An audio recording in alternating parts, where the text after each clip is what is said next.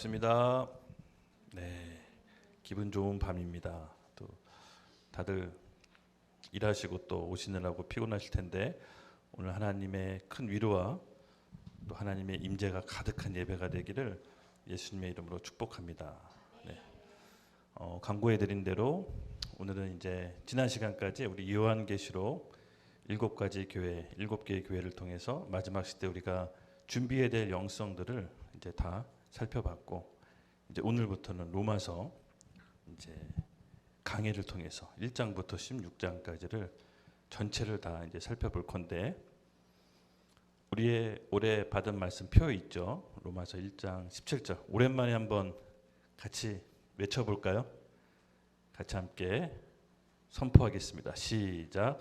복음에는 하나님의 의가 나타나서 믿음으로 믿음에 이르게 하나니 기록된 바 오직 의인은 믿음으로 말미암아 살리라 함과 같으니라. 아멘. 맞습니다. 의인은 오직 믿음으로만 삽니다. 그것이 의인의 사는 방식입니다. 그래서 오늘 로마서는요, 사실은 성경 66권을 이렇게 딱 잡아가지고 가장을 한번 상상을 해보고요. 압축 프레스기로 이렇게 압력을 줘서 누르서 딱 성경 한 권만 남는다라고 상상해봤을 때 저는 단연코 로마서가 남을 거라고 생각이 됩니다. 왜냐하면 이 로마서는요, 기독교의 핵심 교리, 죄가 무엇인지, 구원이 무엇인지, 은혜가 무엇인지, 믿음이 무엇인지를 농축되어 있는 아주 기독교의 핵심 교리입니다. 그래서 어떤 역사적으로 변곡점이나 큰 변화가 일어났을 때 하나님께서는 당대 하나님의 사람들을 통해서 로마서를 보고 사회 변혁과 개혁을 일으켰습니다. 그래서 오늘 우리가 이 시점에서 이 로마서 강의를 통해서 여러분 기대하십시오. 하나님은 우리 가운데 새 일을 시작하실 겁니다. 이 로마서가 우리 심령의 꽂히면요, 나 개인은 물론 이 사회도 변혁시킬 수가 있습니다. 저는 우리 작지만 그런 포텐셜이 우리 안에 다 있다라고도 믿어 의심치 않습니다. 그래서 오늘 우리 안에서 하나님의 복음의 능력이 발견되는 시간이 되길 예수님의 이름으로 축복합니다. 오늘 본문 말씀 같이 교독하면서 읽고 기도하고 시작하도록 하겠습니다.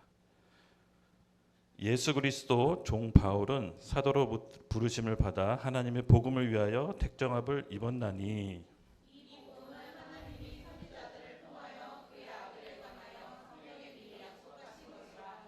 그의 아들에 관하여 말하면 육신으로는 다윗의 혈통에서 나셨고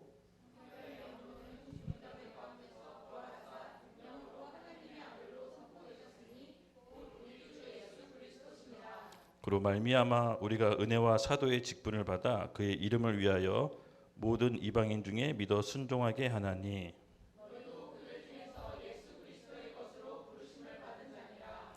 로마에서 하나님의 사랑하심을 받고 성도로 부르심 받은 모든 자에게 하나님 우리 아버지와 주 예수 그리스도로부터 은혜와 평강이 있기를 원하노라. 아멘. 기도하겠습니다.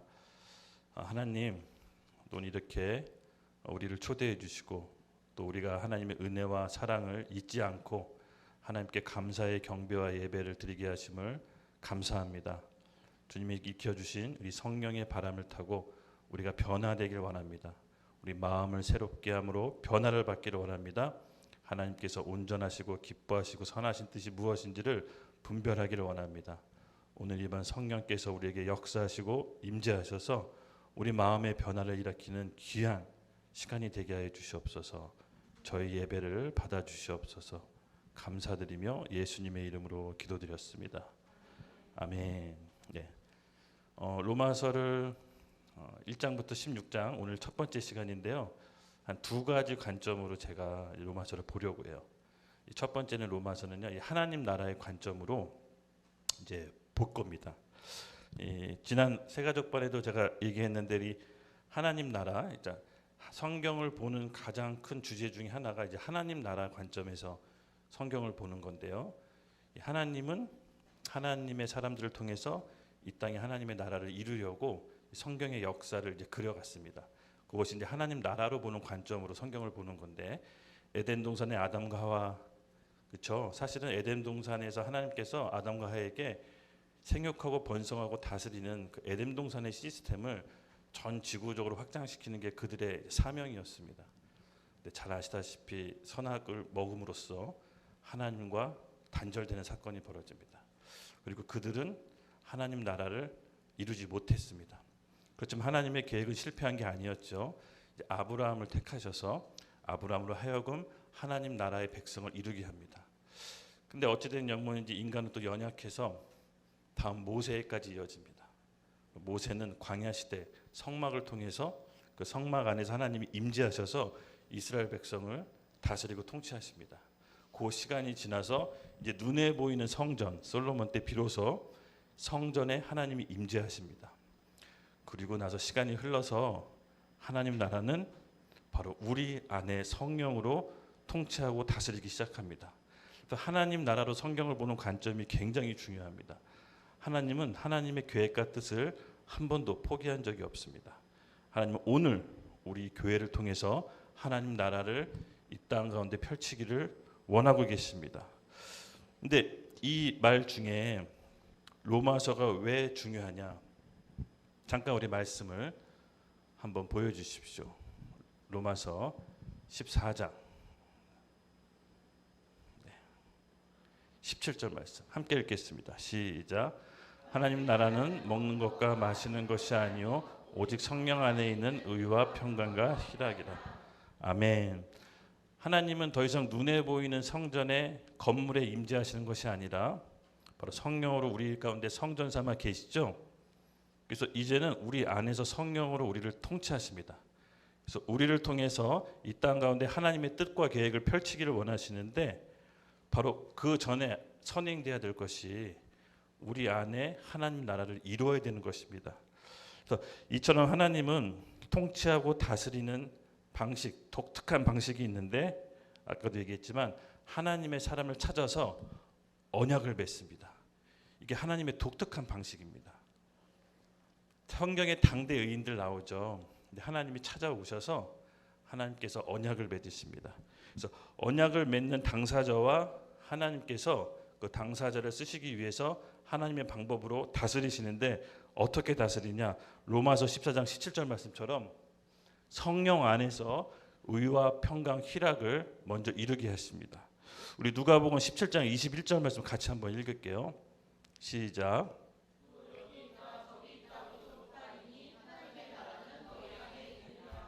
네, 하나님이 사람을 택하셔서 언약을 맺으시고 그 안에서 하나님을 먼저 이루시는 방법을 채택하십니다. 하나님께서 구체적으로 우리 안에서 이루고자 하는 것이 뭘까요? 하나님 나라를 이룬다는 게 무슨 뜻일까요? 바로 우리 안에 하나님 나라를 이루는 것은 내가 십자가를 통과하는 것을 의미합니다. 조금 더 자세히 얘기하면 로마서 6장 6절에 이렇게 표현됩니다. 예수와 함께 옛사람이 십자가에 못 박아. 바울은요 우리를 두 사람으로 표현했어요. 그러니까 우리 안에 옛사람, 겉사람, 육에 속한 사람, 그 사람이 하나 있고 또 한 사람이 있는데 새 사람 그리고 속사람, 영에 속한 사람. 이 두 사람이 우리 안에서 첨예하게 대립한다고 합니다. 또 본인도 마음으로는 하나님 법을 따르고 싶지만 이 겉에 속한 사람, 옛사람이 하나님의 법을 거슬러서 너무 괴롭고 공고하다라고 얘기해요. 근데 우리가 죄를 이기고 극복하려면 어마어마하게 힘듭니다. 근데 바울은 로마서 6, 7, 8장을 통해서 어떻게 하면 죄와 싸워 이길 수 있는지 아주 자세하게 묘사하고 있어요. 그래서 여러분 저와 함께 이 로마서 1장과 16절을 같이 강해 설교를 할 텐데 여러분 잘 듣고 따라오시면 됩니다. 먼저는 하나님 나라가 바울이 우리 안에서 어떻게 이겨야 되는지 설명을 해줘요. 그래서 로마서 6, 7, 8장은 굉장히 중요합니다. 바울은 이렇게 얘기합니다. 죄와 싸워서 이길 수 있는 것이 아니라 속사람을 강화시켜야 된다. 속사람에게 힘을 실어줄 때 겉사람이 밀려난다라고 이제 표현을 합니다. 여러분 죄를 안 지려고 노력하면 노력할수록 이상하게 죄를 짓게 되잖아요. 그렇죠? 안 지으려고 노력하는 게 아니라 반대로 내 안에 있는 속사람, 영을 따라 성령을 통치를 받는 법을 안다면 자연스럽게 겉사람이 밀려나게 되는 것입니다. 이것을 로마서 강해를 하면서 내 안에 하나님 이루는 과정을 저하고 자세히 다룰 거예요. 그래서 이 로마서는요 굉장히 귀한 책입니다. 로마서를 깨닫고 하나님께 마음을 받은 사람들은 개인의 변화뿐 아니라 사회를 변화시키는 능력을 얻습니다. 복음에는 이 사회를 변화시키고 내 가정을 변화시키고 나를 변화시키는 하나님의 능력이 있는 것입니다. 그래서 우리가 오늘 이 기대함으로 이 로마서를 잘 준비한다면 오늘 올해 우리 공동체 우리 개인에게 부어주시고자 하는 하나님의 성령의 능력을 실제로 맛보아 알 수가 있는 것입니다. 복음의 능력은 이론이 아닙니다. 경험에서 깨닫는 것입니다. 예수님께서 회개하라 천국이 가까이 왔다라고 했을 때 우리가 이 땅에 고통당하고 참고 수고하고 견뎌서 죽어서 가는 천국을 얘기하는 것이 아닙니다. 이 땅에서 실제로 복음의 능력을 받아 천국과 같이 살다가 죽어서 천국 가는 것입니다. 이 땅에서 너무 고통스럽게 살다가 천국 가면 너무 잔인하잖아요. 그렇죠? 예수님은 그런 복음을 말씀하신 것이 아닙니다. 실제로 내 안에 천국을 이뤄야 되는데 그 첨예한 싸움 바울이 잘 묘사해 놨습니다. 내 안에 속사람을 강화시켜서 겉사람을 눌러서 싸움에서 이길 수 있다라고 본인이 한 것을 경험담을 우리에게 설명해 주시는 겁니다. 그래서 우리가 이 겉사람과 속사람에 대해서 계속해서 공부하면서 살펴볼 겁니다. 내 안에 하나님 나라를 이룬다는 것은 추상적인 개념이 아닙니다. 아까도 얘기했지만 실제로 내가 내 자아를 십자가 앞에 꺾는 것을 의미합니다. 내 경험, 내 생각, 내 의지, 내 계획을 십자가 앞에 내려놓는 겁니다. 이렇게 내려놓을 때 성령께서 나를 통해 일하기 시작하십니다. 내 생각과 의지와 계획이 여러분 하나님 앞에서 시퍼렇게 살아있으면요 그냥 내 뜻대로 살게 됩니다. 근데 그것이 하나님의 뜻과 마음에 일치됐을 때는 아무 문제가 없지만 하나님의 뜻과 일치가 안 됐을 때는 굉장한 좌절감과 상실감에 빠집니다. 나는 모르거든요. 나는 내가 하나님 뜻대로 사는 것 같고 내가 하나님 계획대로 한 것 같은데 시간이 지나면 극명하게 드러납니다. 하나님은요 하나님의 사람을 다루실 때 좌절과 실패를 계속 맛보게 합니다. 왜 그렇게 하시냐면요 우리의 마음의 용량을 넓히시려고 그러는 거예요. 내가 내 뜻대로 되지 않는다는 걸 깨달아야 우리 마음의 용량이 넓혀져요. 하나님께서 언약을 맺으시고 그 사람을 통해서 하나님 나라를 이루려고 할 때 반드시 겪어야 되는 장밋빛 인생이 있는 게 아니라 실패와 좌절을 계속 반복해서 겪게 해요. 그리고 내 마음의 용량을 넓히셔서 진짜 중요하고 붙잡아야 되는 게 뭔지 비로소 보이게 돼요. 그 전까지는 사실 내가 하는 게 하나님 일처럼 되기를 바라고 모두가 그렇게 원하지만 사실 그게 아닐 수가 많아요. 왜냐하면 내 자아가 십자가 앞에서 굴복해야 됩니다. 바울은 이거를 너무 잘 알았어요. 그래서 언약 맺은 사람들은 하나님의 뜻과 하나님의 계획을 잘 쫓아가기 위해서는 십자가 앞에 좌절을 걷는 것을 여러분 복으로 하십시오. 나쁜 게 아닙니다. 저는 지금 깨달았어요. 실패하고 좌절을 계속 맛본 게 복이 있다는 거를. 만약에 실패하고 좌절이 없으면 내 마음의 용량이 간장통지만 할 거예요. 몇 사람밖에 보이지 않고 그 사람을 통해서만 내 마음을 표출할 거예요. 근데 지금까지 살아가면서 뭐 딱히 성공한 건 없고 뭐 내놓을 만한 건 없지만 그래도 내 안으로 위안 삼는 건 내 마음의 그릇이 이전보다는 넓어졌다라는 거예요. 스스로 그냥 위안을 삼는 거죠. 근데 하나님께서 그렇게 또 저에게 마음을 주세요. 큰 걸 이루진 않았지만 제대로 가고 있다라는 마음의 감동을 저한테 주세요. 그래서 우리가 이 핵심을 잘 붙잡고 갑시다. 한 가지 질문 하나 해볼게요. 여러분이 중요하게 생각하시는 것도 우리 하나님이 중요하게 생각하실까요? 가장 조금 있을 수 있습니다. 아니 많이 있을 수 있어요. 네, 우리가 가장 시급한 게 뭡니까? 우리 뭐 청년 세대 다 비슷하잖아요. 취업 그리고 또 결혼, 돈 이거는 이제 우리에게 정말 중요합니다. 왜냐하면 생과 사가 걸려 있기 때문에. 근데 하나님도 우리가 중요하게 생각하는 거를 똑같이 중요하게 생각하냐? 이건 좀 퀘스천일 것 같아요. 정말 하나님의 뜻과 계획을 아는 게 너무 중요합니다. 성경은 우리에게 간단한 진리 하나를 주십니다. 저도 이 말씀을 청년 때 붙잡고 지금까지 이제 계속 신앙생활 해왔는데 저에게는 아주 뿌리 같은 말씀이에요. 우리 잘 알다시피 마태복음 6장 33절 너희는 먼저 그의 나라와 그의 일을 구하라. 그리하면 너 모든 것을 더하시리라. 하나님은 우리가 중요하고 생각한 거 다 아십니다. 우리가 정말 급하게 생각하는 거 다 아십니다. 그럼에도 불구하고 우리에게 지혜로 말씀하십니다. 너희는 그의 나라와 그의 의를 먼저 구하라고 말씀하십니다. 왜 그럴까요? 하나님의 뜻이 있습니다. 우리는 당장 이게 필요하고 당장 이게 급하지만 하나님은 예수 그리스도의 생명을 우리에게 이식시켜 천국에서 영원히 사는 게 우리 아버지 하나님의 마음과 뜻입니다. 그러므로 우리가 그의 나라를 먼저 구할 때 그 나머지 것들을 선물로 주시는 것을 믿음으로 경험하시라고 하나님께서 그의 말씀을 주시는 겁니다. 사업을 할 때마다 정말 위기의 순간이 많았거든요. 돈 때문에 도망 다녀본 적도 있어요. 그래서 사람이 돈이 쪼달리면 피가 말라요. 그 뼈가 마르고 피가 마른다는 거 여러분 경험해 보신 적 있으세요? 장난 아닙니다. 진짜로 뼈가 마릅니다. 근데 하나님께서 그때마다 돈은 주시지 않았어요. 기도하게끔 하셨어요. 그의 나라와 그의 일을 먼저 구하면서 눈물로 기도하는 시간이 정말 많았어요. 기도했는데 정말 하나님께서 돌파를 이루어 주셨어요. 계속해서 화끈하게 주시진 않더라고요. 화끈하게 주셨으면 교만했을 텐데 화끈하게 주시지 않고 딱 살아서 숨통이 트일 정도만 열어주시고 열어주세요. 그렇게 그 과정, 그 내 인생의 쓰디쓴 필터링을 거치니까 진짜 소중한 게 뭔지를 알겠더라고요. 진짜 소중한 거는 관계였습니다. 관계. 나중에 좀 후반부에 제가 다시 얘기할 텐데.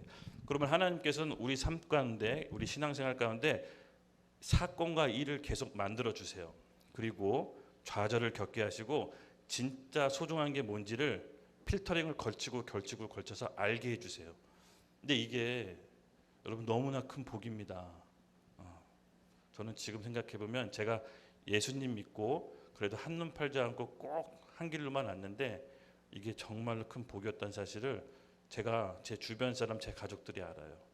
그래서 예수님 믿고 하나님과 언약 맺은 여러분들은 그저 그런 인생이 아닙니다.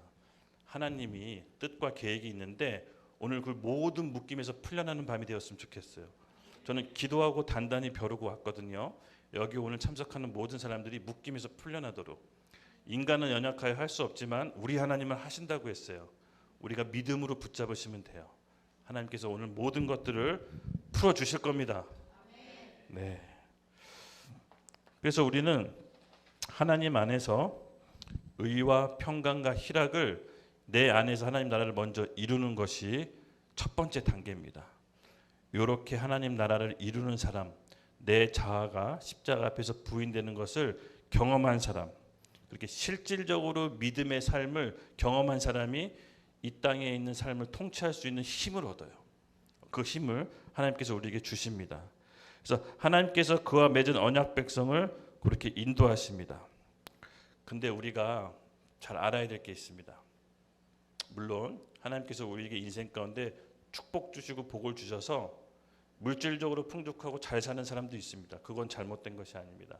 근데 궁극적으로 성령께서는 우리를 어떤 방향으로 이끄시는지는 성경에 정답이 나와 있습니다. 우리 같이 누가복음 24장 26절에서 27절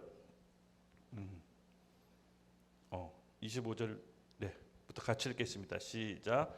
이르시되 미련하고 선지자들이 말한 모든 것을 마음에 더디 믿는 자들이여 그리스도가 이런 고난을 받고 자기의 영광에 들어가야 할 것이 아니냐 하시고 이에 모세와 모든 선지자들의 글로 시작하여 모든 성경에 쓴 바 자기에게 관한 것을 자세히 설명하시니라.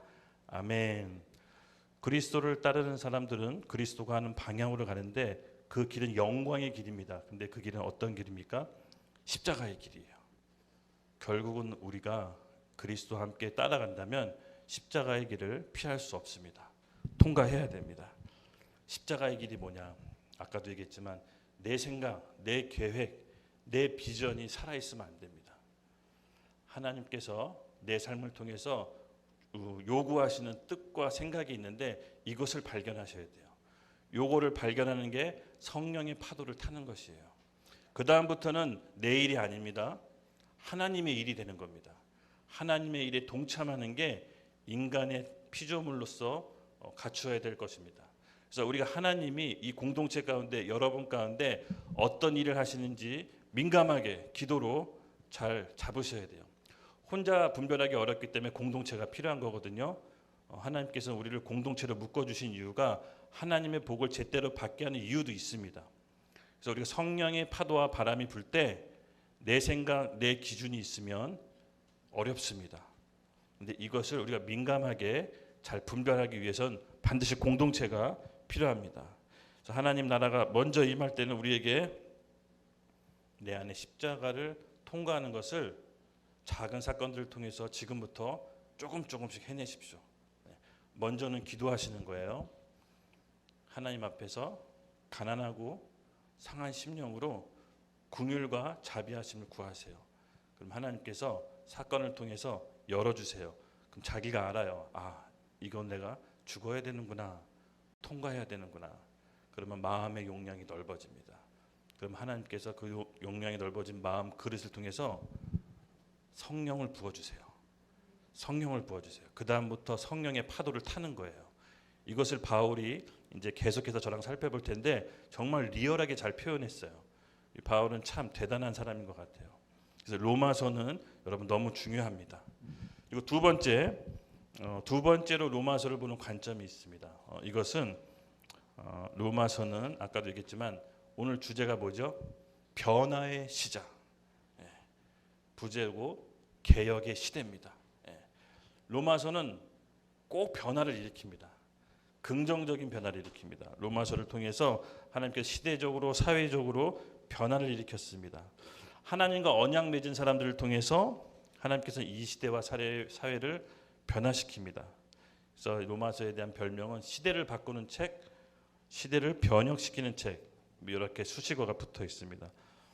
대표적인 게 로마서 하면 떠오르는 인물이 누굴까요? 마틴 루터 맞습니다. 예, 그 중세 암흑 시대에 그 카톨릭 교회가 부패했을 때 부패의 절정이 뭐였죠? 면죄부. 자기 죄를 돈을 받고 면죄부를 판매함으로써 사해주는 죄로 비즈니스를 펼칩니다. 이때 마틴 루터가 기도하고 하나님께 말씀을 받습니다. 뭐였죠? 바로 로마서 1장 17절 기독교의 가장 고귀한 유산 이신칭의 믿음으로 구원받는다라는 이신칭의를 발견하게 되는 것입니다. 그래서 우리 그 믿음으로 구원받는 그 유산을 우리가 오늘 물려받은 것입니다. 그렇죠? 그때 그 전에는 중세 암흑기에는요 고행, 수행, 율법 조금이라도 잘못하면 다시 처음부터 시작해야 돼요. 이런 율법과 고행과 행위로서 구원받을 수 있고 성경도 아무나 읽을 수가 없어요. 성경도 뭐 라틴어로 돼 있어가지고 사지 아니면 볼 수가 없었습니다. 근데 이 루터는 과연 이렇게 구원받는 게 맞는가? 과연 이렇게 힘들어서 구원받는 게 맞는가? 늘 고민했습니다. 그는 법대를 들어갈 것을 아버지의 권유를 포기하고 수도사로 가서 하나님 앞에서 경건함과 말씀과 기도의 생활을 집중합니다. 하나님께서 로마서 말씀을 보여주시죠. 바로 오늘 1장 17절 의인은 오직 믿음으로만 살리라라는 성경 구절을 발견하고 비덴베르크 성당에 95개 주의 반박문을 걸어 카톨릭의 범죄함을 낱낱이 고발합니다. 그리고 그 시발점이 돼서 오늘 우리가 개신교도가 된 것입니다. 그렇죠? 그래서 로마서는 사람들을 변화시키고 사회를 변화시킵니다. 저는 우리 가운데 오늘 로마서를 이렇게 정독해서 1장부터 16장 읽으니까 한 30분에서 40분 걸리더라고요. 매일 읽었으면 좋겠어요. 마음의 새로운 소명과 소망이 꿈틀대기 시작할 겁니다. 우리 말씀으로 의롭게 된다는 것을 여러분 잊지 마시기 바랍니다. 그래서 마틴 루터의 종교 개혁으로 인해서 우리의 그 위대한 신앙이 물려받게 됐고요.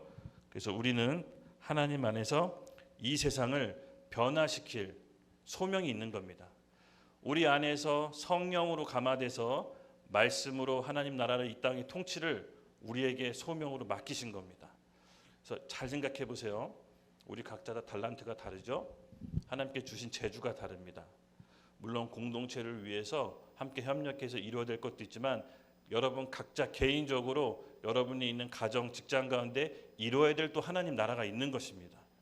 우리는 이 소명 아래서 하나님께서 우리를 보내신 받은 자예요. 천국 시민권자로서 이 땅에 살지만 하늘에 속한 자라는 것을 잊지 마시기 바랍니다. 네. 그래서 오늘 이제 1절부터 살펴보도록 하겠습니다. 1절. 예수 그리스도 종 바울은 사도로 부르심을 받은 하나님의 복음을 위하여 택정함을 입었나니. 네. 로마서는 대략 AD 50에서 60년경 쓰여진 걸로서 추정됩니다. 바울이 3차 전도 여행 때 고린도 지역에서 로마에 있는 성도들에게 편지한 내용입니다. 그래서 1절은 바울은 자기 자신을 이렇게 소개합니다. 예수 그리스도 종 바울은, 그리스도의 종 바울이라고 자기의 정체성을 표현합니다. 하나님의 은혜와 사랑에 힘입어 자기의 힘과 의지로 사도가 된 것이 아님을 밝힙니다. 여러분, 바울이 어떻게 예수님을 만났죠? 환상 가운데 담메색 도상으로 가는데 예수님을 환상으로 보고 눈이 멀게 됩니다. 그리고 바울은 그리스도의 종이 됩니다. 담메색 도상에 왜 갔습니까? 바울은 예수 믿는 사람을 핍박하고 잡아서 감옥에 가두는 사람이었어요.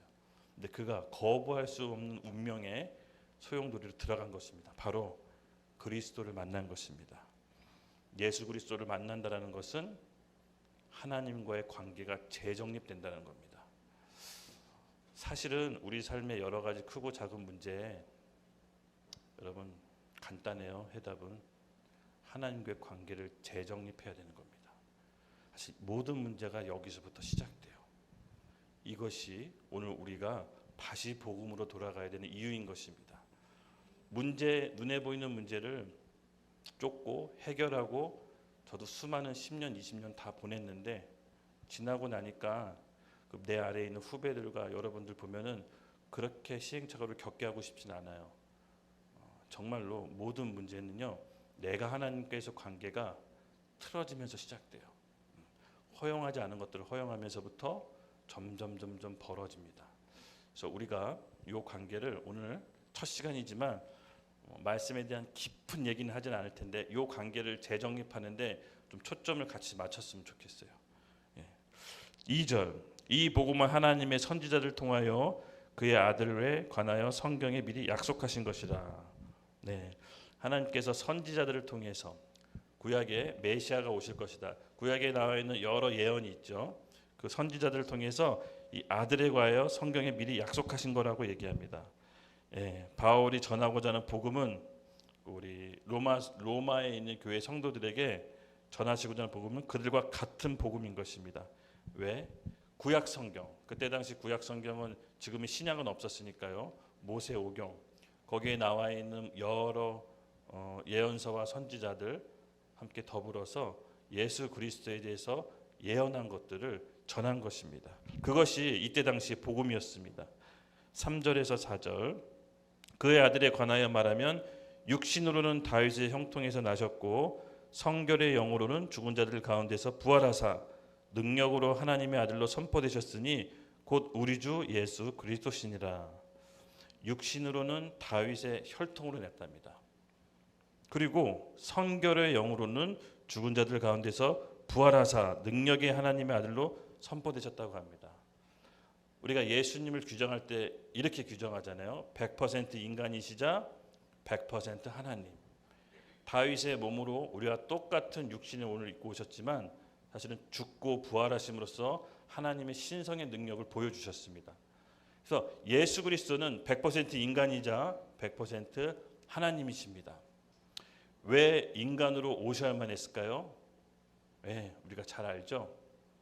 흠결 없는, 죄 없는 몸으로 오셔서 우리 죄를 대신 속죄하기 위해서는 죄 없는 동정녀 마리아의 몸에서 나셔야만 했습니다.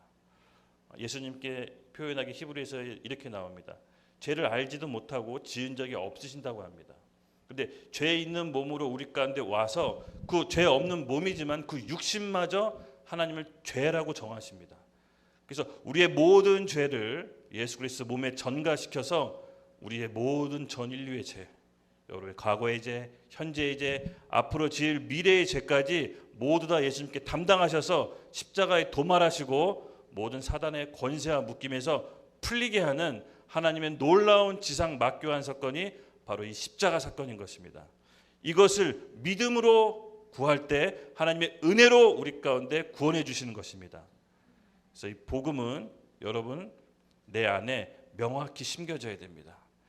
결국은 모든 사건, 모든 인간의 실수와 잘못이 하나님의 약속의 말씀의 언약을 희미해질 때부터 시작이 되는 겁니다.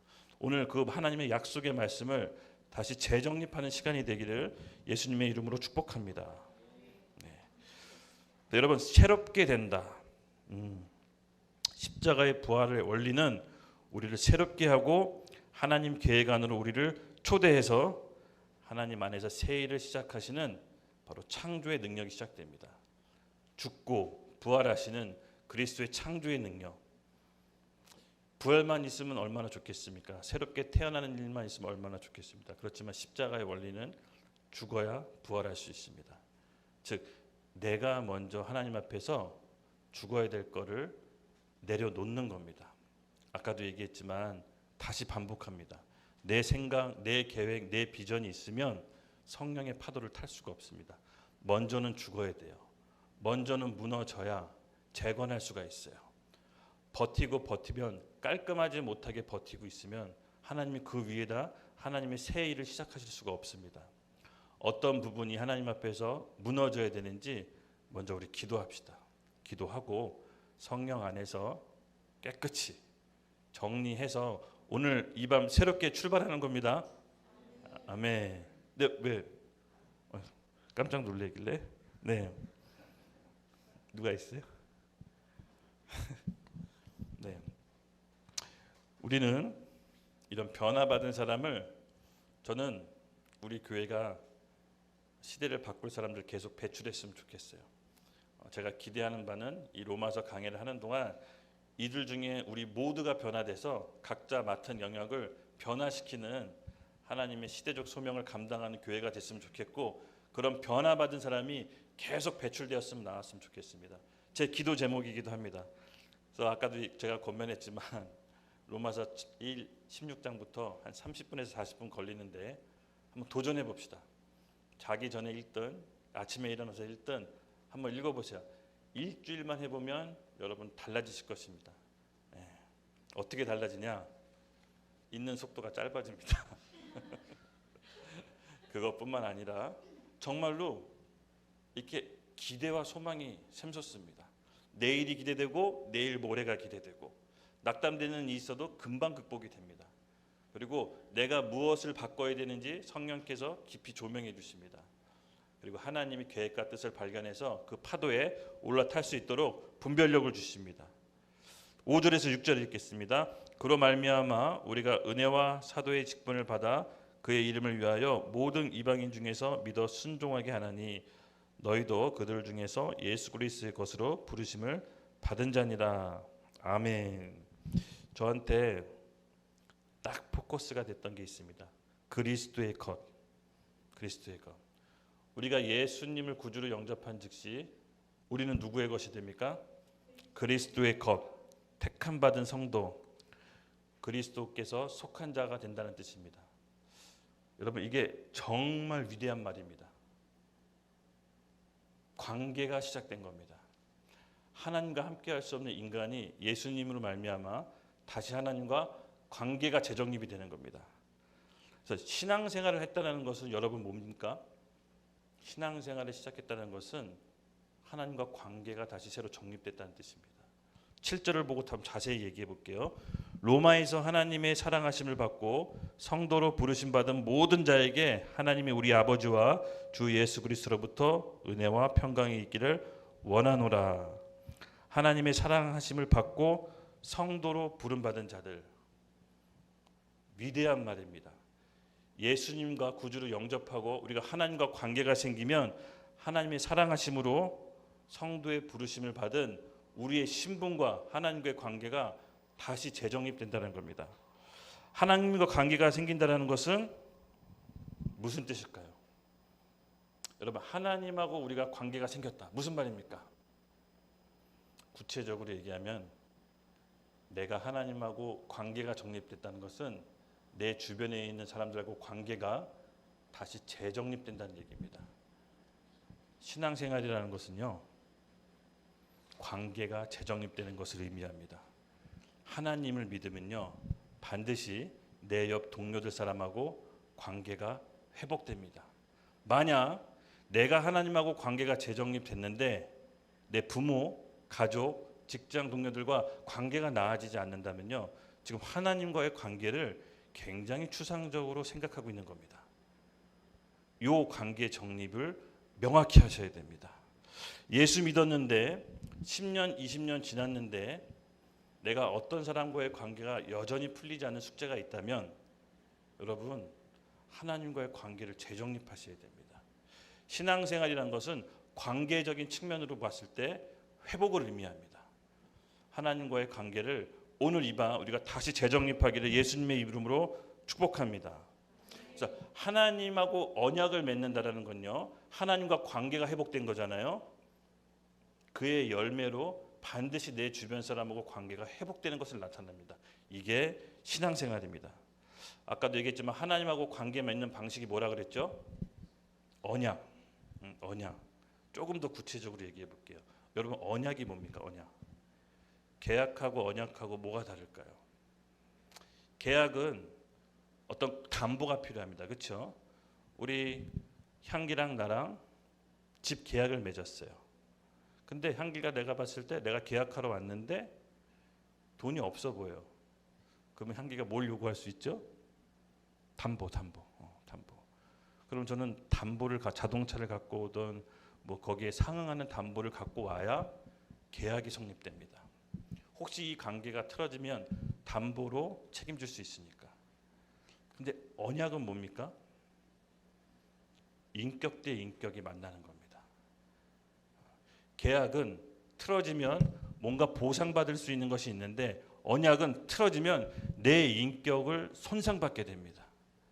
그래서 이 언약은요, 하나님 안에서 언약을 맺는다는 건요, 하나님과 나와 인격을 같이 가는 겁니다. 그래서 여러분, 우리가 이 말씀을 잘 들어야 됩니다.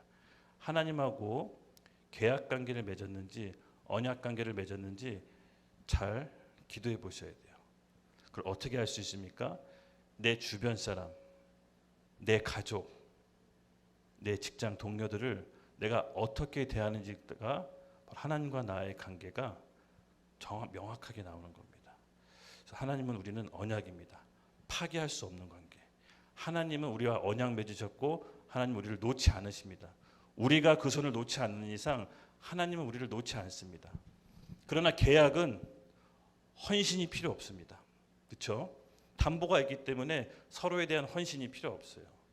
근데 언약은 인격의 기초에서 맺는 거기 때문에 헌신이 필요해요. 어떤 언약을 맺었다는 것은 내가 저 사람과 성실해야 되는 헌신이 필요한 겁니다. 근데 그 언약을 깨버리면요, 인격이 말살되는 거예요. 그래서 여러분, 어떤 사람과 약속을 크고 작은 걸 맺었다면 가급적이면 지키려고 애쓰십시오.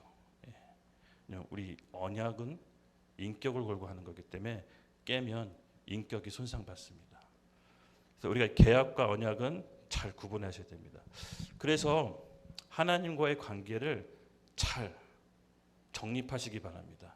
내가 하나님과 계약을 맺은 건지, 내 필요에 따라서, 내 원함과 내 계획에 따라서 내가 하고 싶은 걸 하고자 위해 하나님을 사용한 건지, 아니면 정말 내 인격과 하나님 인격이 만나서 그분을 신뢰함으로 내가 그분과 함께 삶을 나누는 것인지를 점검하십시오. 그것이 바로 우리가 이웃을 통해 우리 인격이 나오는 것입니다. 그래서 오늘 우리 향기 같이 기도했으면 좋겠습니다. 네. 기도 나오고 우리 이 부분을 우리 하나님 앞에 다시 한번 재정립합시다. 결국 복음은 뭡니까, 여러분? 하나님과 맺는 언약 관계를 기억하는 겁니다.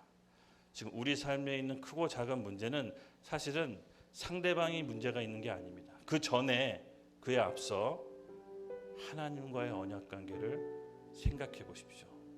나는 하나님을 계약 관계로 보고 있는지, 내 필요에 의해서, 내 원함에 의해서 언제든지 파괴할 수 있는 계약 관계로 보고 있는지, 아니면 예수 그리스도의 십자가의 생명을 나에게 주셔서 나도 그와 함께 상응하는 내 생명을 주님께 드리는 언약 관계를 맺고 있는지를 오늘 다시 한번 재정립합시다. 아마 제가 장담컨대 이 부분만 영적으로 재정립이 확실히 되면 나머지 문제는 시간차가 있지만 천천히 하나님께서 해결해 주실 것입니다. 질병도 마찬가지입니다. 재정 문제도 마찬가지입니다. 인간관계 어려움도 마찬가지입니다. 사실은 언약의 기초에서 벌어진 거고 관계에 비춰서 벌어진 겁니다. 우리 하나님께 오늘 그것을 조명받고 겸손과 궁일한 마음으로 하나님께 나가서 도움을 구한다면 오늘 하나님께서 그 언약 관계를 다시 복원시켜 주실 것입니다. 오늘 같이 잠깐 눈을 감고, 잠깐 그 자리에서 좀 눈을 감고, 하나님, 내가 하나님과의 언약 관계가 파괴됐거나 내 스스로 계약 관계로 하나님의 관계가 틀어진 게 있다면 오늘 하나님 앞에 나아갑니다. 언약을 갱신합니다. 지금 예수 그리스도께서 그의 생명으로 우리의 삶을 사셨듯이 우리 또한 생명을 드림으로써 하나님과의 관계를 다시 재정립합니다. 주님 오늘 찾아오셔서 주님과의 관계를 회복시켜 주시옵소서. 그의 나라와 의를 먼저 구합니다. 성령 하나님, 우리 가운데 오셔서 깊이 조명해 주셔서 빛으로 우리가 보게 하여 주시옵소서. 모든 문제 하나님의 관계 속에서 풀어지게 하여 주시옵소서. 우리 같이 주여 한번 외치고 기도함으로써 하나님과의 언약 관계를 재정립합시다. 주여 외치겠습니다. 주여!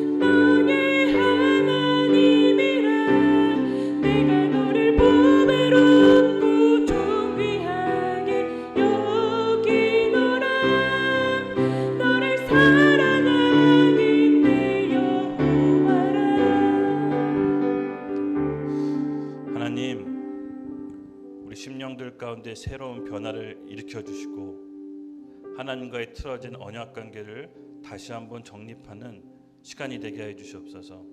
겸손함과 궁휼함으로 우리 하나님의 청년 형제 자매를 사랑하셔서 하나님께 도움을 구하며 기도하는 자들에게 오늘 이 밤 은혜를 허락하셔서 하나님의 관계가 다시 회복되게 하여 주시옵소서. 예수님의 이름으로 감사하며 기도드렸습니다. 아멘.